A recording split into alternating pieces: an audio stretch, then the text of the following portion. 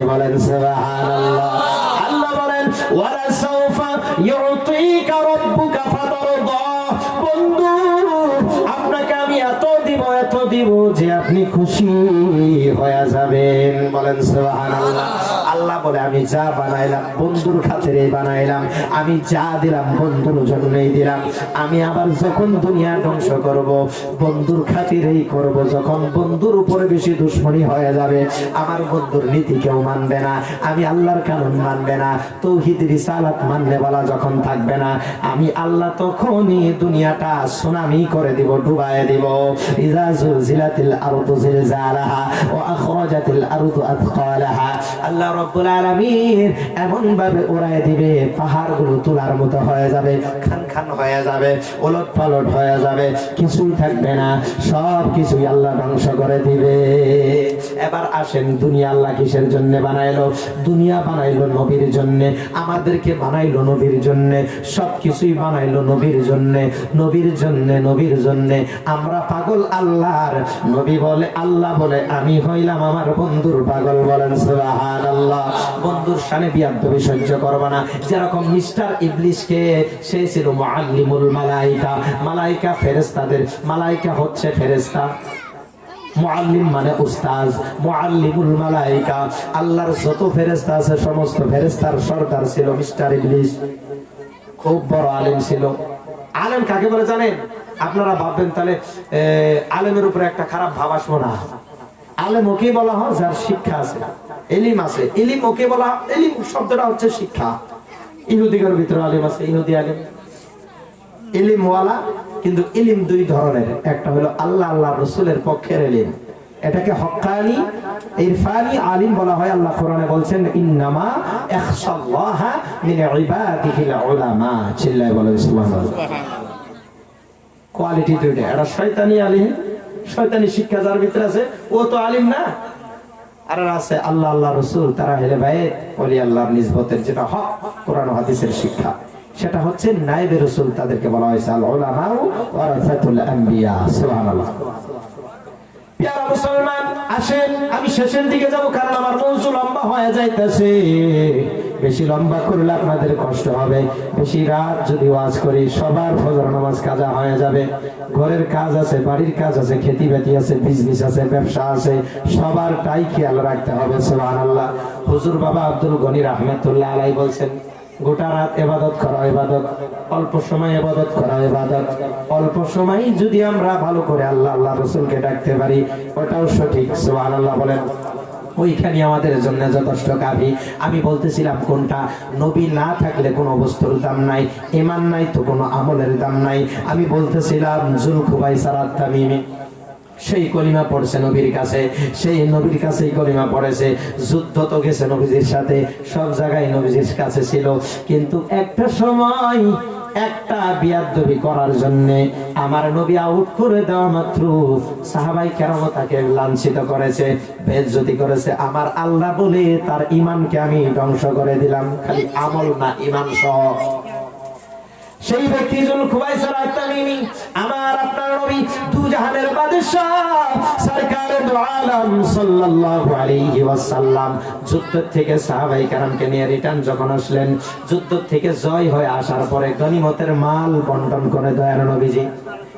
কিছু কিছু যুদ্ধের ভিতরে যখন নবীজি সাহাবায়ে কেরাম যুদ্ধের ভিতরে জয় হয়, কাফেররা ধন দৌলত মালমাত্রা থুয়া পলায়ন করে, এই মালমাত্রাগুলো নবীজি নিয়ে গরিব সাহাবাদের কাছে সমানভাবে বিলায়া দেয়। সুবহানাল্লাহ বলেন।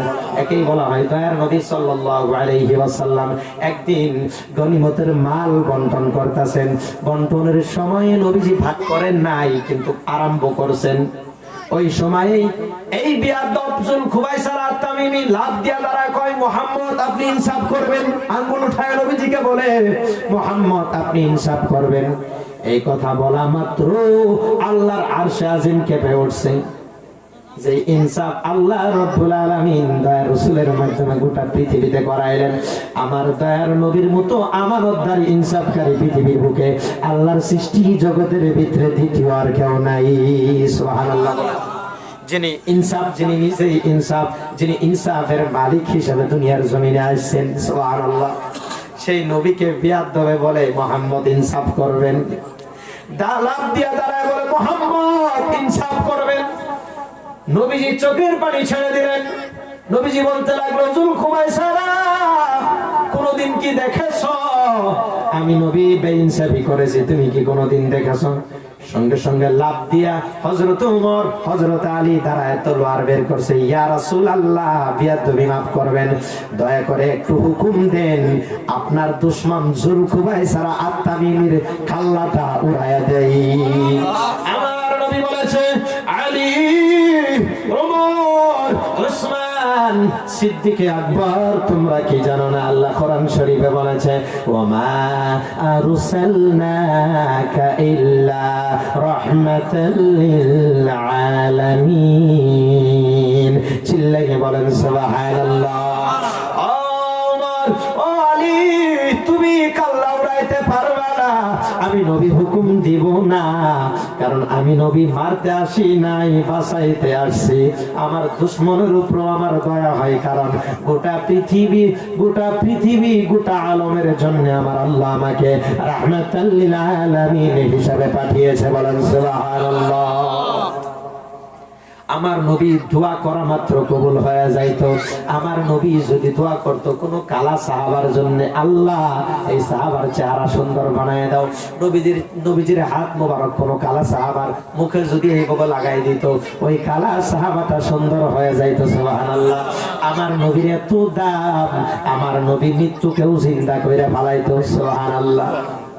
আমার নবী তো দূরেও বহুত উপরে, ওলি আল্লাহরাই পারে। সুবহানাল্লাহ। গাউসে পাক আব্দুল কাদের জিলানী শত শত বছর পুরাতন কবর থেকে মুর্দাকে কুম্বি ইজনিল্লাহ না, ঈসা নবী কুম্বি ইজনিল্লাহ করে জিন্দা করছেন।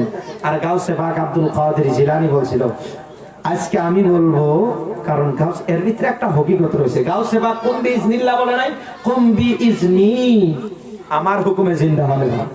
সুবহানাল্লাহ। গাউসে পাক বলছে, কুম্বি ইজনি, জিন্দা হও আমার হুকুমে, আমার হুকুমে। সুবহানাল্লাহ। কারণ যখন মুবাহালা ঈসাই আর মুহাম্মদি, সুবহানাল্লাহ, মুহাম্মদুর রাসূলুল্লাহ সাল্লাল্লাহু আলাইহি ওয়াসাল্লামের শান নিয়ে যখন খেলা করছিল ঈসাইরা, তখন একজন মানুষ আইসা খবর দিয়েছে। গাউসে পাক খবর পায়া বলে, আমি মুবাহালায় যাইতে রাজি, আমি চ্যালেঞ্জ গ্রহণ করলাম, কারণ শানে রিসালাতের উপরে কেউ আঙ্গুল উঠাইবো, আমি আব্দুল কাদের জিলানী বসে থাকবো, হতে পারে না। আমি গোলামে মুস্তাফা, এখনো আওলাদে রাসূল গোলামে মুস্তাফা আব্দুল কাদের জিলানী জিন্দা থাকতে এটা হতে পারে। মুস্তাফার শান নিয়ে প্রয়োজন হলে জীবন দিয়ে দিব। সুবহানাল্লাহ। গাউসে পাক আব্দুল কাদের জিলানী চ্যালেঞ্জ গ্রহণ করলেন, হ্যাঁ আমি জিন্দা করব, নিয়ে যাও। মানে তারা ঈসাইরা বলতেছিল আমাদের ঈসা নবী, কারণ তারা পরিপূর্ণভাবে ঈসা নবীকে মানে নাই, তারপরও মানে ঈসা নবীর কিছু আলোচনা করতেছে যে আমাদের ঈসা নবীর মতো কোনো নবী নাই পৃথিবীর বুকে। ঈসা নবী কুম বিসমিল্লাহ বলে মুর্দাকে জিন্দা করে ফেলাইছে। হ্যাঁ, এইভাবে কথা বলতে বলতে শানের ওই টাইমটা আবার দয়ার নবীর দর। সুবহানাল্লাহ। আমার নবীর জাহিরি জিন্দেগি, আমার নবীর জাহিরি টাইম, গাউসে পাকের সময় আমার নবী জাহিরি হিসেবে দুনিয়া থেকে পর্দা হওয়ার পরের ঘটনা, প্রায় 700 বছর পরের ঘটনা। মুসলমান আসে, গাউসে পাক আব্দুল কাদের জিলানী চ্যালেঞ্জ গ্রহণ করে বলল, আমার নবীর শান দেখছো? আমার নবীর শান অনেক বেশি, আমার নবী লাগবে না, আমার নবীর একজন গোলামি এইটা পারে, তোমাদের ঈসা নবী যেটা পারছে এর থেকে বেশি পাওয়ার আখিরি নবীর গোলামের ভিতরে আল্লাহ প্রদান করছে। বলেন সুবহানাল্লাহ। এটা কে পারবে? আব্দুল কাদের জিলানী হুজুর বলছে আমি পারবো। তখন নিয়ে গিয়েছে ওই ইহুদি, ওই ঈসাই নিয়ে গিয়েছে হাজার হাজার বছর পুরাতন কবরের পাশে নিয়ে গেছে, নিয়ে বলছে আমার দাদার দাদার দাদার দাদার দাদার দাদার কবর এটা, একে জিন্দা করা লাগে।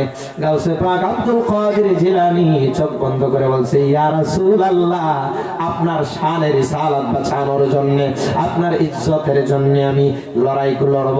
ইয়া রাসূলুল্লাহ, আপনার জন্য আমি করব। আল্লাহর কাছে প্রার্থনা করে, আল্লাহ আপনার বন্ধুকে আপনি রাজি করবেন বলছেন, আপনার বন্ধুর জন্য আমি বলবো, আজকে আমার নাম দিয়ে আমি বলবো। কিন্তু ভিতরে আল্লাহ আল্লাহ রাসূলের খেয়াল আছে। সুবহানাল্লাহ। খেয়ালে আল্লাহ আল্লাহ রাসূলের খেয়াল বাদ দিয়ে তিনি বলা নাই, খেয়াল ওটা আছে, কিন্তু পাওয়ার দেখার লাগে যে মুহাম্মদের গোলামের পাওয়ার কি দেখো। হযরতে গাউসে পাক আব্দুল কাদের জিলানী ওই পুরাতন কবরের পাশে দাঁড়ায় বলে কুম্বি ইজনি কুম্বি ইজনি কুম্বি ইজনি বলা মাত্র তিনি বলছে আমার হুকুমে আল্লাহর আমার হুকুমে এই মৃত ব্যক্তিটা কবর থেকে দাঁড়ায় যা জিন্দা হয়ে যা ওই মৃত ব্যক্তিটা সঙ্গে সঙ্গে কবর ফাইটা দাঁড়ায় বলল সুবহানাল্লাহ। আর ওর ভিতরে আরো ঘটনা হয়েছে, আরো কিছু আগুন ধরানো অনেক ঘটনা আছে, ওই দিকে আমি যাই না কারণ টাইম শর্টের দিকে যাওয়া লাগবে। একবার দরুদ শরীফ পড়েন, আল্লাহুম্মা সাল্লি আলা সাইয়্যিদিনা মাওলানা মুহাম্মাদিন ওয়া আলা আলি সাইয়্যিদিনা মাওলানা মুহাম্মদ। প্যারা মুসলমান, আমি বলতেছিলাম শানের রিসালাত, নবীর ইজ্জত, নবীর সম্মান। যুলকুবাইসার আত-তামিমি যখন বলল মুহাম্মদ আপনি ইনসাফ করবেন, সঙ্গে সঙ্গে সাহাবায়ে কেরাম লাফ দিয়ে দাঁড়াইলেন, ইয়া রাসূলুল্লাহ নবী গো আপনি হুকুম দেন, আপনার দুশমন বিয়াদব, এই বিয়াদব যুলকুবাইসার আত-তামিমির কাল্লাটা উড়াইয়া দেন। সাহাবায়ে কেরাম দাঁড়াইতে পারতো না। আর আজকাল আমাদের সামনে নবীর বিষয়ে কত খারাপ মন্তব্য করা হয়, আমরা চুপ থাকি। এটা কি আশিকে রাসূলের পেহচান? না। নবীর আশিক যারা, তাদের সম্মুখে নবীর দুশমনী সহ্য করবে না, এক মুহূর্তের জন্য বরদাস্ত করবে না। যারা মুসলমান সাহাবায়ে কেরাম দাঁড়ায় গেছে, নবীজি বলল না না না আমি মারতে আসি নাই, সে যেটা করছে আল্লাহ তাআলা বুঝাবে। যখন বিয়াদবি করলো নবীজি বলল আমার মতো আমানতদারি, আমার মতো ইনসাফকারী পৃথিবীর কার কে আছে? এই কথা বলা মাত্র সাহাবায়ে কেরাম লাফ দিয়ে দাঁড়ায় তরোয়াল উঠায় যুলকুবাইসারকে দুই টুকরা করতে চাইলেন। যুলকুবাইসারা লজ্জিত হয়ে মসজিদের দিকে রওনা হইল। কোন দিকে? মসজিদের দিকে রওনা হয়ে নামাজের নিয়ত করে দাঁড়াইলো। পরিপূর্ণ ঘটনা, মিশকাতের ঘটনা, এটা হাদিসের ঘটনা, সিয়াসাতা কিতাবের হাদিসের ঘটনা। এগুলা জাল হকের ভিতরে বর্ণনা রয়েছে, অন্যান্য কিতাবের ভিতরে বর্ণনা রয়েছে। যখন নবীজির শানে বিয়াদবি করলো, বিয়াদবি করা মাত্র সাহাবায়ে কেরাম সহ্য করলো না। সাহাবায়ে কেরাম লাফ দিয়ে দাঁড়ানো মাত্র সাহাবায়ে কেরাম যখন ওই বদমাশটাকে বিয়াদবি করলো, ওই কি করলো? সব ত্যাগ করে নামাজে দাঁড়াইলো। আমার নবী দেখায় দেখায় বলছে, ও সাহাবা দেখো এদের মতো নামাজি কিয়ামতের আগ পর্যন্ত অনেক আসবে, কিন্তু এই নামাজ হাশরের ময়দানে আল্লাহ মুখে মারবে। কোথায় মারবে? মুখে মারবে।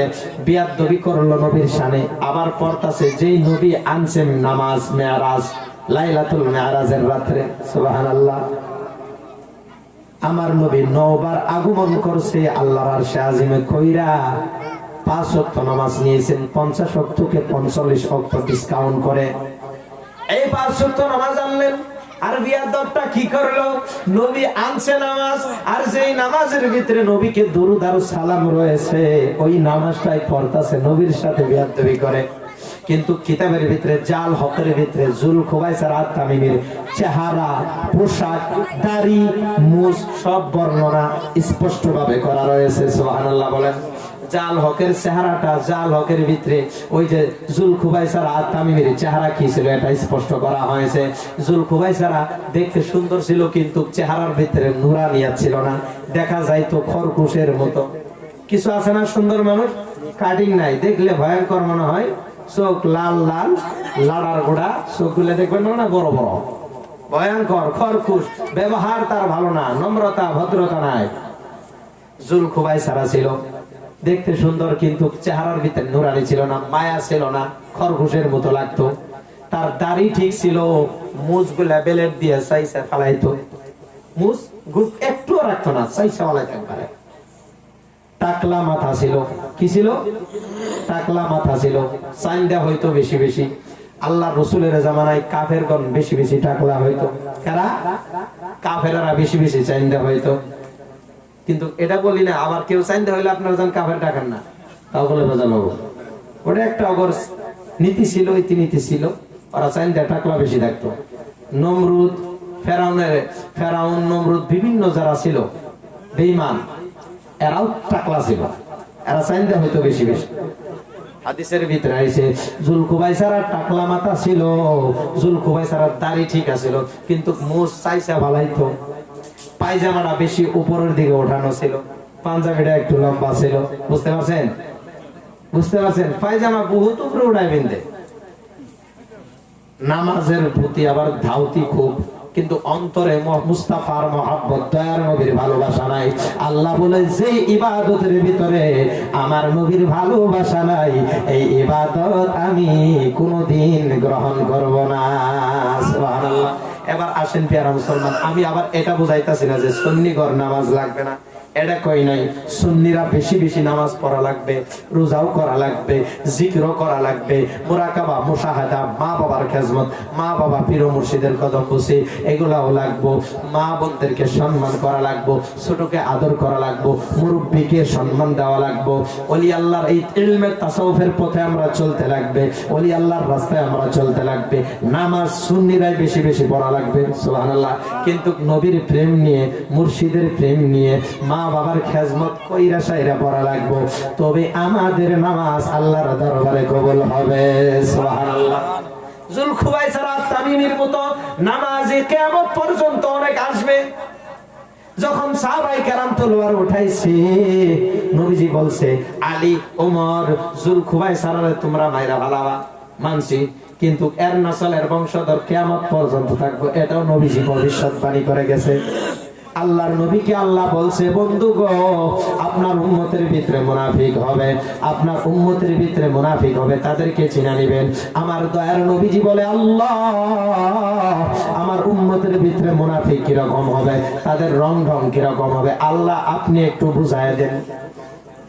আল্লাহ স্পষ্ট করে বুঝাই দিয়েছে, বন্ধু গো, আপনি নামাজের জন্য ডাকবেন, মুনাফিককে নামাজে পাবেন। আপনি রোজার জন্য বলবেন, তারা সিয়াম সাধন করবে, তাদেরকে হজের কথা বলবেন, লম্বা জুব্বা পরে তারা হজ করব, আপনি সব জায়গায় তাদেরকে পাবেন। ও রাসূলুল্লাহ, ও আমার বন্ধু, আপনার জন্য, ইসলামের জন্য, আপনার জন্য যখন জান দিতে বলবেন, তখন তারা একটা একটা অজুহাত দিয়া তারা পলায়ন করবে, আপনার জন্য জান দিবে না, সব করবে কিন্তু জান দিবে না। আপনার পক্ষে তারা থাকবে না, পরিপূর্ণভাবে থাকবে না। ওরা আল্লাহ আল্লাহ ঠিকই করবে, নামাজ ঠিকই পড়বে, কিন্তু অন্তরের ভিতরে আপনি নবীর শানে দুশমনী রাখবে, ওই ব্যক্তিরাই মুনাফিক। আর মুনাফিকদের ঠিকানা আল্লাহ রাসূল বলে দিয়েছেন, আল্লাহ রাব্বুল আলামিন মুনাফিকদের ঠিকানা রাখছে। মুনাফিকদের ঠিকানা সবচেয়ে বড় জাহান্নামের ভিতরে হবে, যেই জাহান্নামে হিন্দুরাও যাবে না, বিধর্মীরাও যাবে না, ওই জাহান্নামের ভিতরে, ওই জাহান্নামের ভিতরে মুনাফিক যাইবে। মুনাফিক কারা জানেন? কলিমাও পড়ছে, নামাজও পড়ছে, রোজাও রাখছে, হজও করছে, যাকাত দিচ্ছে, নবীর সাথে দুশমনী রাখছে। এরা মুনাফিক। মুখে একটা, অন্তরে একটা, অন্তরে একটা, মুখে একটা। মুখে মুখে নবী গো তোমারে ভালোবাসি, অন্তরে অন্তরে আবার ঘৃণাও করে। এটা হলো মুনাফিকের লক্ষণ, আলামত। বুঝতে পারছেন? ইন্নাল মুনাফিকিনা ফিদ দারকিল আসফালি মিনান নার। মুনাফিকদের জায়গা হবে একবারে জাহান্নামের, একবারে সবচেয়ে সবচেয়ে নিচে জাহান্নাম। বুঝতে পারছেন? তা আমরা যাতে মুনাফিক না হই, ও সুন্নিরা নামাজ পড়তে হবে, সুন্নিরা নামাজ পড়তে হবে, মা বাবার খেজমত করতে হবে, পীর ও মুর্শিদের দামান রাখতে হবে, মা বাবার খেজমত লাগবে, ওলি আল্লাহর নিসবত লাগবে, আহলে বাইতের মহব্বত, সাহাবায়ে কেরামের মহব্বত, দয়ার রাসূলের ভালোবাসা, আল্লাহর ভয় লাগবে, ওই সুন্নি বলা হয়। এবং পর্দা বশিদাও লাগবে। কথাটা বুঝেন নাই? এবার আসেন পেয়ারা মুসলমান, রাত অনেক হয়ে গেছে, আর আমি বেশিক্ষণ বলি না, কারণ আমি বলতে থাকলে টাইম কোন দিকে যায় আমার খেয়াল থাকে না। এটা আগে থেকে আমার অভ্যাস। পেয়ারা মুসলমান, এই জলসাটা 41 বছর নাকি এবার নেই, 41তম জলসা। আমি শুনে আচরিত হয়ে গেছি। এই জলসাটা আরো বড় হওয়ার দরকার ছিল, এই উরুসটা আরো বড় হওয়ার দরকার ছিল। কেন জানেন? এই উরুসটা বলি আল্লাহর নামে, খাজা গরিব নওয়াজের নামে এই উরুসটা। সুবহানাল্লাহ বলেন। আপনারা বলতে পারেন, হুজুর আমরা ডাইরেক্ট মুসলমান গাছের গোটা না, হিন্দুস্তানের মুসলমান গাছের থেকে যেরকম গোটা ছিঁড়া পড়ে এরকম না। কোনো ফলও না, কোনো ফ্রুটও না, কোনো ফল ফ্রুট না। মুসলমান হিন্দুস্তানের যত মুসলমান রয়েছে সব মুসলমান হইল খাজা বাবার অবদান। বলেন সুবহানাল্লাহ। যদি কেউ বলে খাজার দরবারে যাওয়া যাবে না, যদি কেউ বলে খাজা বাবারে মানি না, আমি বলবো ওই ব্যক্তিটা পাক্কা মুনাফিক। কেন? যার নুন খাবো তার গুণ গাওয়া লাগবে। খাজা গরিব নওয়াজ নিজের জন্য কিছুই করেন নাই। খাজা গরিব নওয়াজ ইসলামের জন্য দয়ার নবীর ঝান্ডা নিয়া ভারতের জমিনে আইসা একজন দুইজন নয়, 100 200 নয়, 1000 2000 নয়, 90 লাখের উপরে বিধর্মীকে ইসলাম কবুল করাইছে। তারই প্রোডাকশন আমরা সুবহানাল্লাহ বলেন। যদি খাজা গরিব নওয়াজ না আইতো, নবীজির হুকুমে যদি না আসতো, হিন্দুস্তানের বুকে আমরা আমাদের পরনের ধুতি লিংটি এখনো থাকতো। কোরআন বুঝতাম না, কোরআন পাইতাম না, হাদিস পাইতাম না, শরীয়ত পাইতাম না, তরিকত পাইতাম না, আমরা মারেফত পাইতাম না, হকিকত পাইতাম না, মা বাবার শান বুঝতাম না, পীর ও মুর্শিদ কাকে বলে এটা বুঝতাম না। জাহিলিয়াতের যুগ এখনো আমাদের হিন্দুস্তানের ভিতরে থাইকেই যাইতো। এটা দূর করার যিজন ব্যক্তি রয়েছে, উত্তম ব্যক্তি তিনি হচ্ছেন খাজা গরিব নওয়াজ আজমিরি রাদিয়াল্লাহু তাআলা আনহু। আজকে এই অনুষ্ঠান সেই খাজা গরিব নওয়াজের নামে হইতাছে। বলেন সুবহানাল্লাহ। আজকে খাজা গরিব নওয়াজের নেক নজর এই মাহফিলের ভিতরে আছে। বলেন সুবহানাল্লাহ। খাজা গরিব নওয়াজ এখনো জিন্দা আছে না নাই? আছে। তিনার নজর এই জায়গায় আছে বিধায় 41তম উরুস এখনো হইতে আছে। 41 বছর আমার প্রায় ডাবল বয়স বলাই যায়। 26 বছর বয়স আমার। দেখেন 41 প্রায় ডাবল হইল না। আমাদের জন্মের খবরই নাই, আমাদের জন্মের খবর নাই। ওই টাইম থেকে এই জলসা চলতেছে। এই উরুসটা আমরা বাজায় রাখবার চাই কি চাই না? চাই কি চাই না? যদি চান তো বলেন চাই, আর যদি চান না করেন না করেন। আপনারা চান কি চান না? চান তো ইনশাআল্লাহ। কে কে চান না একটু হাত তুলেন। চাই না একজন, দুইজনে চাই না। কে কে চান একটু হাত তুলেন। এখন পেশ নাই। এই যে কয়েকজনে চায়, কয়েকজনে চায় না। কি বলবো? চান কে কে? এই জলসাটা, এই উরুসটা আমাদের লাগে কি লাগে না? লাগে, লাগে তো। একটু হাত তুলেন তো, একটু হাতের বিষ ছাড়ান। এই হাতগুলো আমার দয়ার নবী ধরবে হাসরের ময়দানে, ধইরা জান্নাতে না যাবে। একটু চালাক হওয়ার দরকার। বেশি অংশে হাত উঠাই না। আমিও ড্যামেজ হয়ে গেছি। আজকে কিন্তু আওয়াজের ফায়েজ হইতেছে না। কেন হইতেছে না জানেন? ফায়েজ আপনাদের ভিতরে নাই। ডাইরেক্ট কই, আপনাদের ভিতরে ফায়েজ নাই। সুবহানাল্লাহ বলেন তাও পায় না, ইয়া রাসূলুল্লাহ বলেন তাও পায় না। মানে কি আমি সব, আমি কমু, আমি হনু, বুঝেন নাই? আমি শুনবো, আমি কমু। এটা কোন জলসা হবো? সিস্টেম হইলো এটা? শর্মিন্দা লাগে নিজের। আমার ওয়াজের ফায়েজ এর জন্যই হইতেছে না। ফায়েজ আসে আবার নষ্ট হয়ে যায়। কিভাবে নষ্ট হয় জানেন? পাবলিকের শ্রোতার ঢং ঠিক না। এইভাবে সারা রাখ না, মাসকে মাস, বছরকে বছর জলসা করে জলসায় বসে ওয়াজ হইলে লাভ হবে না। কেন হবে না? মন ধ্যান তো এদিকে নাই। মন ধ্যান তো যে ঘুমায় গেছে, দেখে সুন্দর করে ঘুমাইছে। কেউ উত্তর দিকে, কেউ দক্ষিণ দিকে, কেউ পশ্চিম দিকে। জলসার সিস্টেম হইল আর খিচুড়ির মতো। এই খিচুড়ি খায় খায় জীবনটা শেষ। খিচুড়ি খান, খিচুড়ির কর্ম করে খান। চিন্নি খাইলা মোল্লা চিনলা না, মোল্লা চিনা খাও। তো যাই হোক, আমি আর বলবো না। 10 মিনিটের ভিতরে কয়টা গরু হয়েছে? 2 গরু হয়েছে এই জলসা। আমি বিশেষ কোনো কালেকশন না, আমি মুখিক হিসাবে ফ্যামিলির ভিতরে যেভাবে আলোচনা করা হয় এইভাবে আমি এইভাবে চামু। সাউন্ড সেটটাও বেশি হেভি না। আমার আওয়াজ টানতেছে। এতখানি টাইম লেকচার দেওয়াটা খুব খারাপ, কারণ ডেইলি জলসা। কইলাম 73টা আজকে টানিয়া আরো 30টার উপরে।